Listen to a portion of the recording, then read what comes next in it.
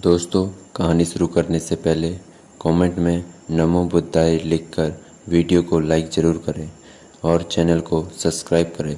तो चलिए शुरू करते हैं आज की कहानी। दोस्तों, आज के समय में लोग अपनी ज़िंदगी से ज़्यादा प्यार, पैसा और दिखावे से भरी चीज़ों को समझते हैं। प्यार के चक्कर में लोग सुसाइड कर लेते हैं और पैसे के चक्कर में ऐसा काम करने लग जाते हैं जिससे उनकी ज़िंदगी बर्बाद हो जाती है। तो दोस्तों, ज़िंदगी की कीमत क्या है, इस कहानी से आज आप समझ जाएंगे। तो चलिए शुरू करते हैं आज की कहानी। एक बार की बात है, गौतम बुद्ध अपने शिष्यों को ज़िंदगी से जुड़ी अच्छी बुरी चीज़ों का ज्ञान दे रहे थे। सभी शिष्य उनकी बातों को ध्यान से सुन रहे थे। उन सभी में एक शिष्य ऐसा था जिसे प्रश्न पूछने की बहुत आदत थी।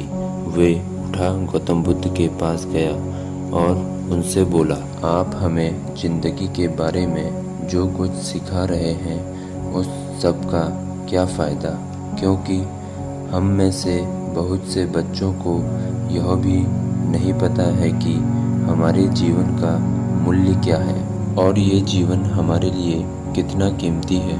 पहले आप हमें ये बताइए कि इस जीवन का मूल्य क्या है। अपने शिष्य की बात सुनकर गौतम बुद्ध अपने कक्ष में गए और एक चमकता हुआ पत्थर का टुकड़ा लेकर आए।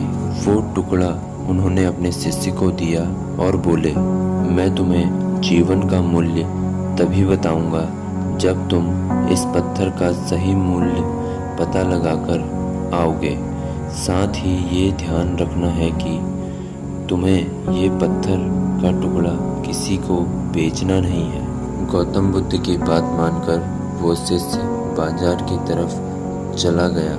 बाजार में सबसे पहले उसकी नज़र एक फल बेचने वाले पर पड़ी और उसने वो पत्थर उस फल वाले को दिया और बोला, इस पत्थर के बदले आप मुझे कितने फल दे सकते हो। फल वाला बोला, ये पत्थर कुछ खास तो नहीं है, लेकिन फिर भी इसके बदले मैं तुम्हें 10 केले दे सकता हूँ।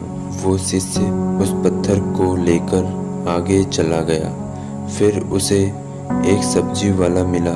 शिष्य ने उस सब्जी वाले से उस पत्थर की कीमत पूछी। सब्जी वाले ने उस पत्थर को ध्यान से देखा और बोला, इस पत्थर की कीमत के बदले मैं तुम्हें ज़्यादा से ज़्यादा एक बोरी भर कर सब्जी दे सकता हूँ। इसके बाद वो शिष्य उस पत्थर को लेकर एक सोने के व्यापारी के पास गया। उस पत्थर के टुकड़े की चमक देखते ही सुनार ने उसकी कीमत 100 सोने के सिक्के लगाई।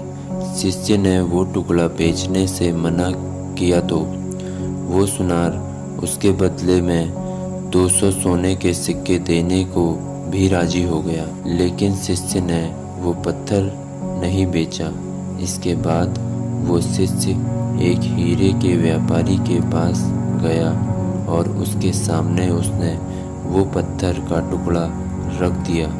उस पत्थर को देखते ही हीरो के व्यापारी ने एक साफ कपड़ा बिछाया, उस पत्थर को उसके ऊपर रखा, फिर उसकी परिक्रमा की और हाथ जोड़कर पत्थर को कपड़े में लपेटते हुए बोला, तुम जिसे मामूली पत्थर समझकर उसकी कीमत पूछ रहे हो, असल में यह एक बेशकीमती रूबी है।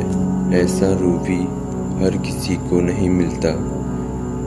मैं अगर अपना सब कुछ बेच भी दूं तो भी इसकी कीमत नहीं चुका सकता। उस व्यापारी की बातें सुनकर वो शिष्य हैरान हो गया।